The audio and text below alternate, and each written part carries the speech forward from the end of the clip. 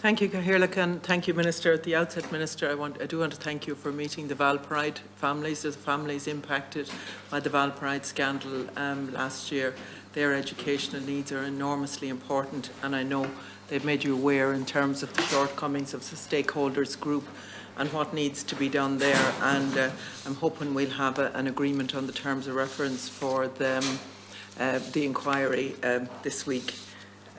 Those children have been failed over and over again. Now, Minister, I want to talk to you in terms of accreditation, because I would argue that no review is needed. The fact that the training isn't accredited should be addressed immediately.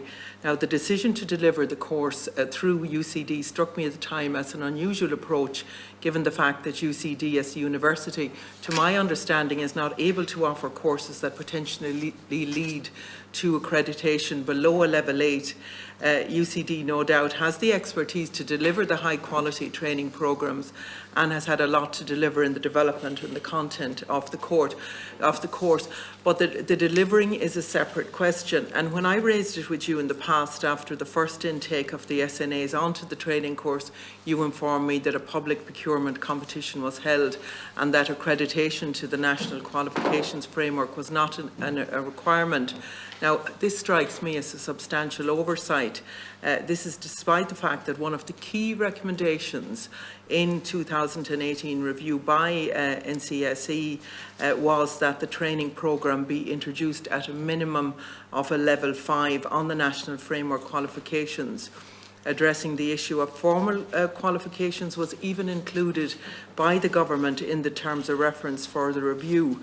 So what was the rationale for not including accreditation in the procurement process? That was won by UCD. And is UCD able to offer accreditation at level 5 or level 6?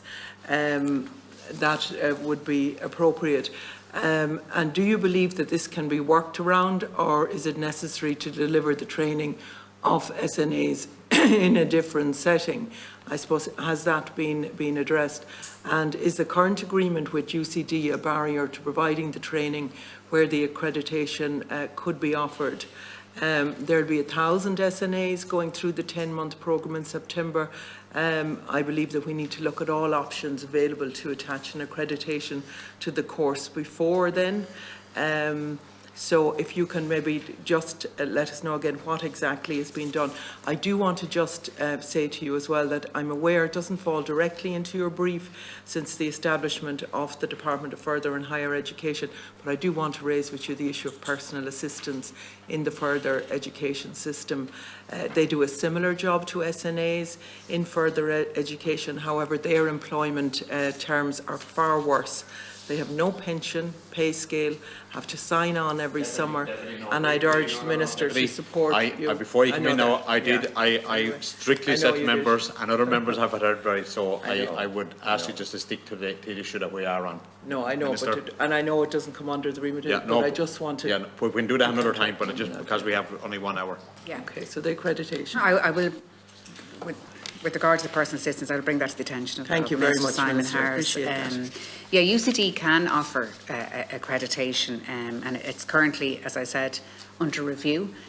You're right, there was a procurement process, and the contract was awarded to UCD in the first instance. It was a public procurement competition, and as I said, the outcomes of it are being reviewed at present by the department with the view to seeing what further, I suppose, training programmes that we can bring in. And it is important to emphasise that this is the first one that has ever been done in UCD. It doesn't mean to say that we can't have training programmes in other universities or further higher education venues.